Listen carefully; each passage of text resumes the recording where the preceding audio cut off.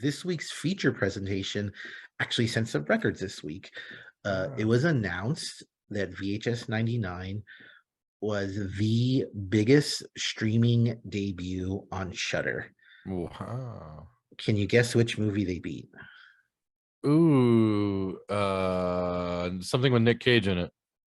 Close. VHS 94. Ah, ah, good for them. Yeah, so obviously Shudder's decision to bring back this franchise was a very wise one.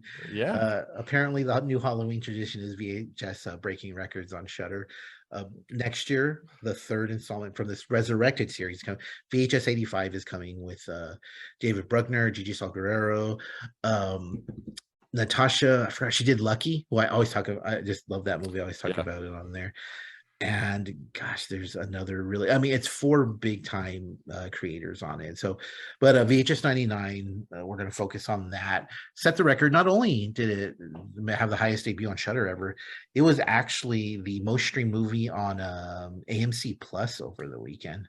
Wow. So that's pretty cool. So it's gotten itself a good little following, and I'm happy for that. Yeah, me Yeah. too. I love to see horror like get recognized, Right. but when it's something like this, it's just and found footage anthology. Anthology. Come on. Yeah, and a franchise. I mean, yeah, that's cool. That's super cool, Yeah. especially with all the hate around Halloween ends. It's really cool to see Oh, something do well. But VHS 99, there's really not much to say about it. The title says it takes place in 1999. It's an anthology, 5 stories. So let's get into it.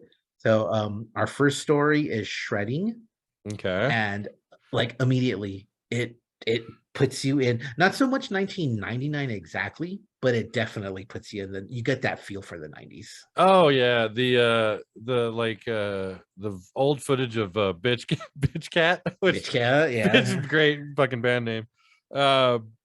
Yeah, I totally thought it set the tone just the right way, and great first segment here at VHS. Yeah. And the aesthetics too. What's the band's name? Rusk. Russ, Russ.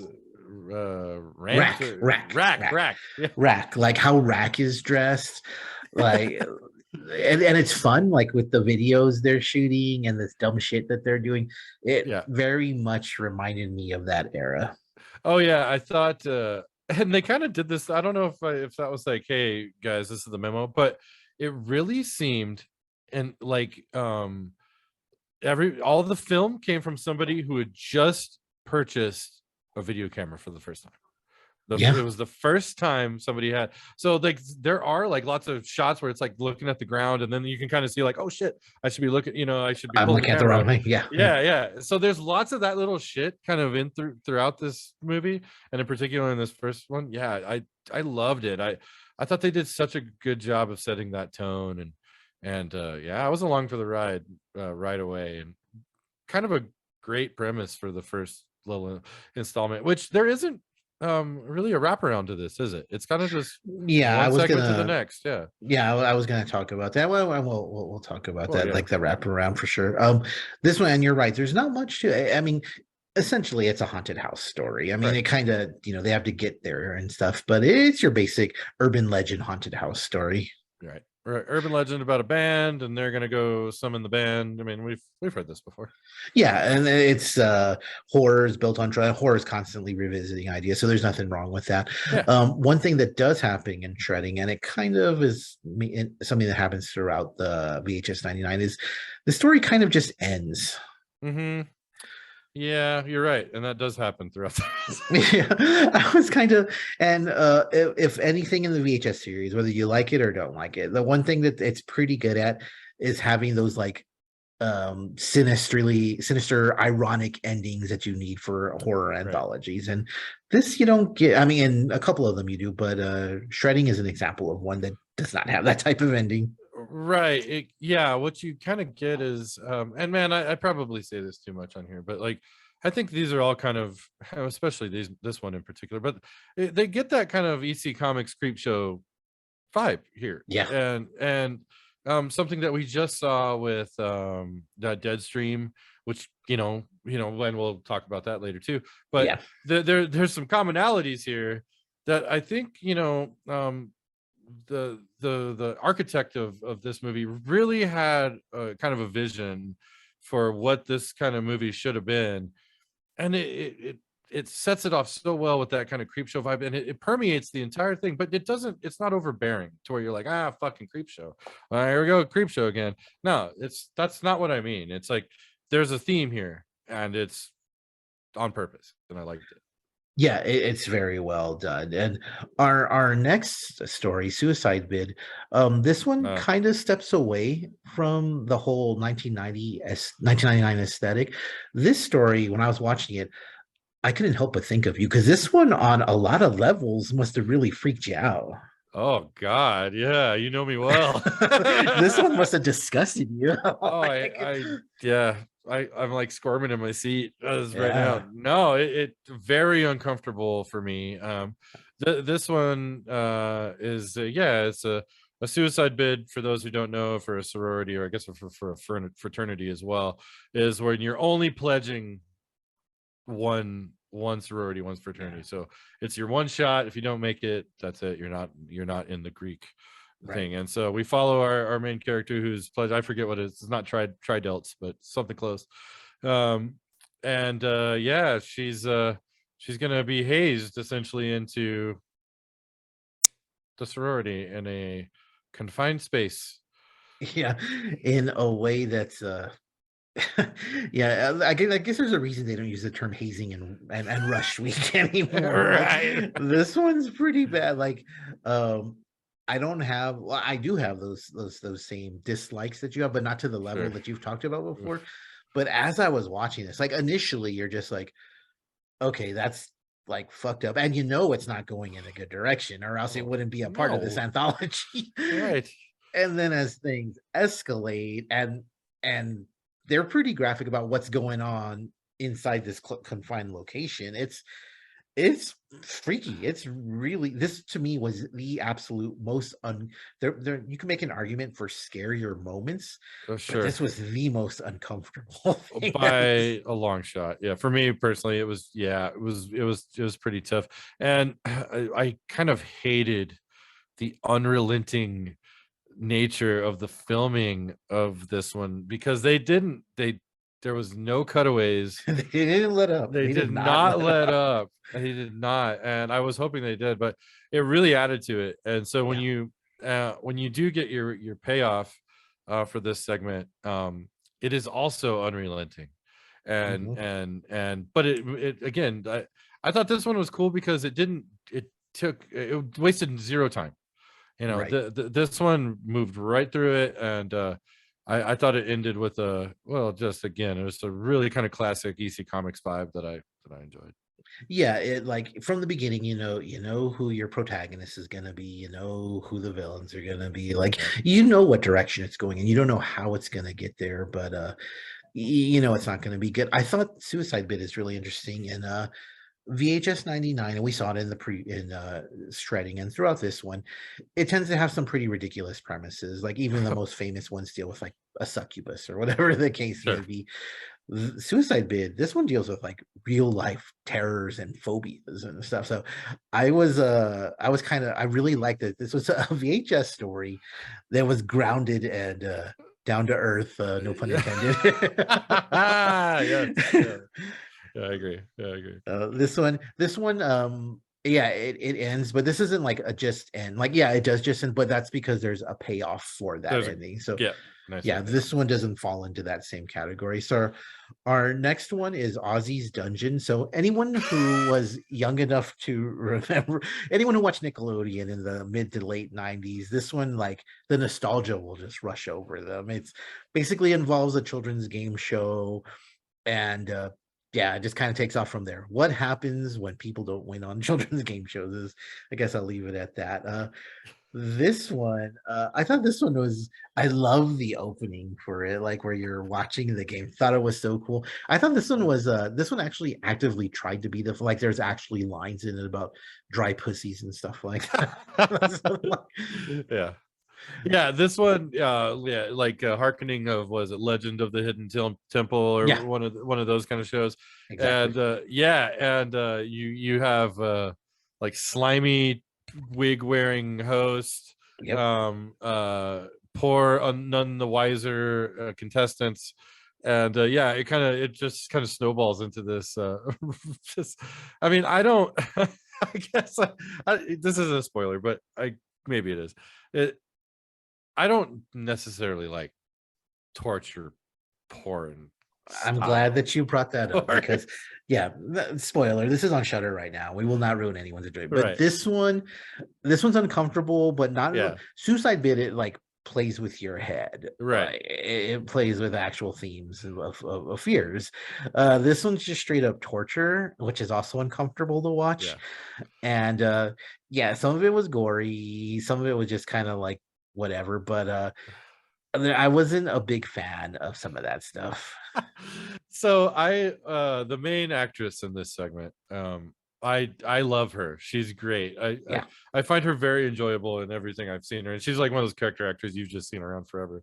right. And I thought she was outstanding and outlandish and absurd and just horrible. And so that kind of kept me like, all right, I'm still, and like you said, this one's kind of playing with like a little bit of a bizarre humor that the others don't necessarily play with. And I thought that kind of kept it, okay for me. The other thing is it doesn't stay around too long. No, it doesn't. This segment doesn't overstay its welcome. And for as torture as it can be, I still had my enjoyment, and just the whole setting and premise of it.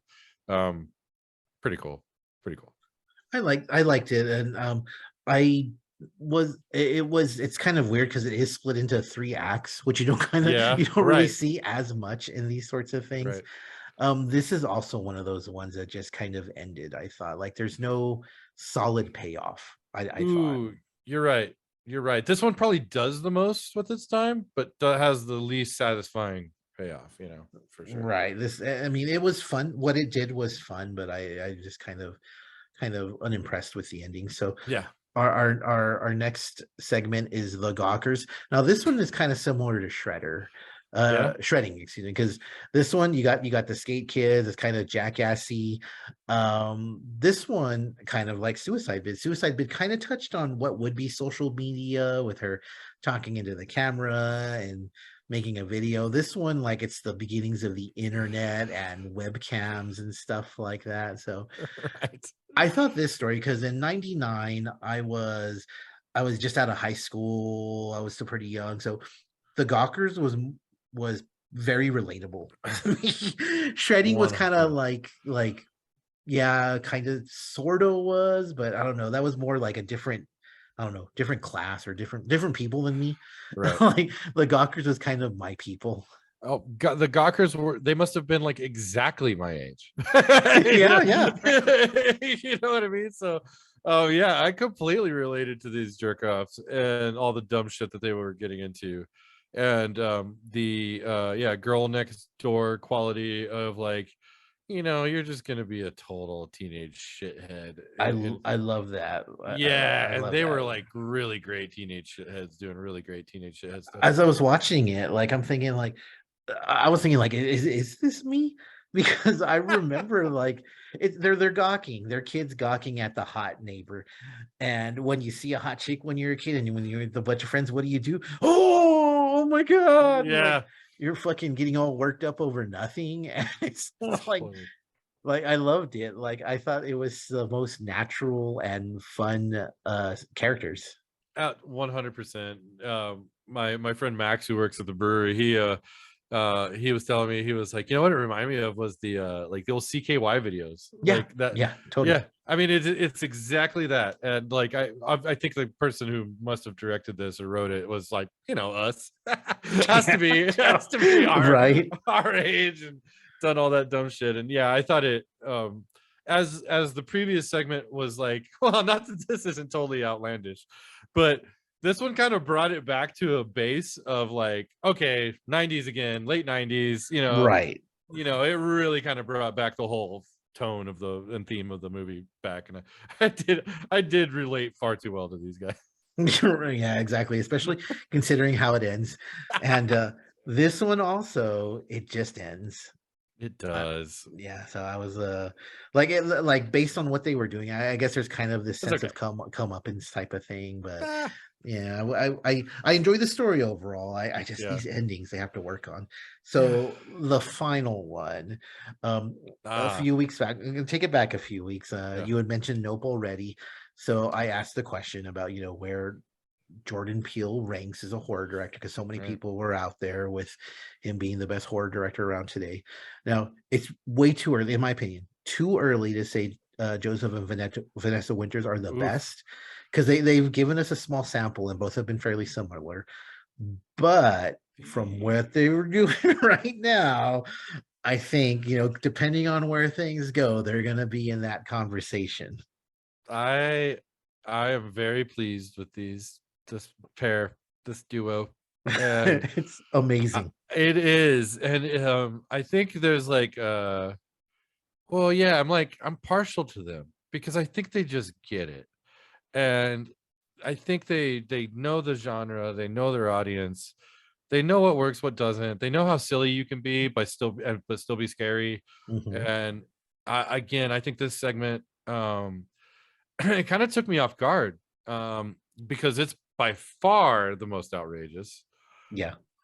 but it somehow I like enjoyed it the most. Yeah. But that's because I think that like you said, they really kind of get how to make one of these movies and segments work. They don't waste any time. They give you characters to latch onto, but they don't bore you with them. They move things along, they add new things that you weren't expecting, and this little segment was just so fun.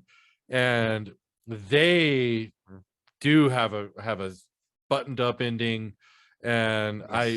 and it totally adds to the overarching thing. It totally buttons up the entire flick, really. It does. And and yeah, that's no shit what you just said. I think they're on their way to becoming something real special here.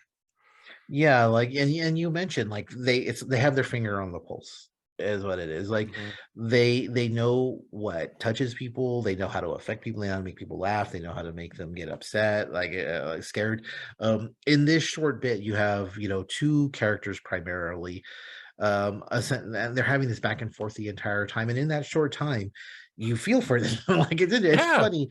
Like you can tell that they have this long-term friendship, like you can see it there. It's almost like Joseph and Vanessa Winter. It's almost like you mentioned all that stuff about how they know. It's like they almost like they've studied horror and they've studied yeah, fans of horror or something. Like they really understand how to put together a horror story. they really do. And I think like we're literary people, we read stuff and growing up, and there's certain bits of storytelling that you may read, you may see on YouTube, you see it all over the place. And you go, wow, that they just really know how to craft a bit of storytelling. It doesn't have to be long, protracted, drawn out. They really just know how to give you something real meaty, but without all the fluff around it. Exactly. And you're right. They so get it. And this segment in particular, I think it provides a bit of writing that up until the even till the very end, you kind of go and you kind of chuckle to yourself because Mhm. they kind of they just splash you with like a little nuance and a little fun and something you didn't expect even till at the very end. And I really appreciate that. And it totally added I would like it put a foundation on the movie. Oh, absolutely. To Hell and Back is the name of this story. Now, a Yeah, few weeks ago, when you and Regina were talking about Satanic Panic, you had talked about how one of the segments was good, but it kind of felt out of place. yeah. Like this segment was perfect where it would have been as good, and anywhere that you put this in the movie, it would have been as good. But putting it where it was, like I said, it wraps a bow on it. It goes Mhm. with the title, it goes with the aesthetic, it goes with the log line that they said about moving into a new millennium. Yeah, Like everything comes together, and this story is perfect for all of that. Also, I think of all the characters in this, man, it's an anthology, so there's a lot of characters. yeah. Uh, Mabel was my favorite. Loved her. Maple's amazing. Just- And what a great, she has a real knack for playing these like bite-sized, no pun intended, uh quirky off the wall characters. And I hope that we get more of that, for sure, because man, Mabel is just awesome. yeah, Awesome, awesome, great awesome. character, great interaction with Yeah. Troy and Nate. I believe their name are Yeah, right. just a really really good segment. So VHS 99 all around. Now you had mentioned the wraparound already. So Yeah. this isn't the only anthology that's ever done this, but they do an interesting thing. Like instead of having like a straight up overarching story, the wraparound here it's stop motion, which is a little bit different, but this wraparound was actually done by one of the characters in the Gawkers. Okay. It's the brother, the one who installs the webcam. Oh, okay. Yeah, he's doing the wraparound. So the wraparound doesn't run through the entire movie because of the events Right. of the Gawkers. But Right. I thought it was an interesting decision to go Yeah. with that. I do like it wasn't a wraparound, it wasn't a story that overarching story that tells everything around, but I did like the little segments. I thought they were cute, and some of them are really funny actually. Yeah, I actually really like those a lot. They were, again, I think it just gets back to what I said earlier about like this is like really just like people that just were filming. It's not like, I'm gonna make a movie because I just got a camera. Oh, I'm gonna film this because I had the camera, and like that really kind of is adds on to like, yeah, that's just people videotaping stuff. It's not like it was real serious or anything. I thought that was cool. And who doesn't love Yeah, playing with little fucking guys? Fucking yeah, exactly. fun. And I think a running theme through most of these stories is how no good deed goes unpunished, because then Not right. yeah, the Gawkers is one of them. You have a character who's kind of like apologetic. In Shredding, you have someone who completely Yeah, wasn't down, right. and doesn't matter. Like Doesn't matter. Troy You're and Nate, they're good dudes, but punished. sometimes, yeah, things don't work out how you want sometimes. Exactly. Just like the 90s. Just like the 90s. Whatever happened to my credit getting fixed when 99 ended? So, Wait, Sam, goodie card. VHS 99, it's streaming on Shudder right now. Everyone's watching it apparently. So, Blake, see or no see, should they? Oh, yeah. Yeah. You got to see VHS 99. Yeah. Totally spirit of the season. A very high recommend. Yeah, VHS 99. Like, if you like found footage, is great, but just as a movie, it's a really fun watch. It's perfect for Halloween. Like, definitely check this out. It's on Shudder. There's no reason not to watch it.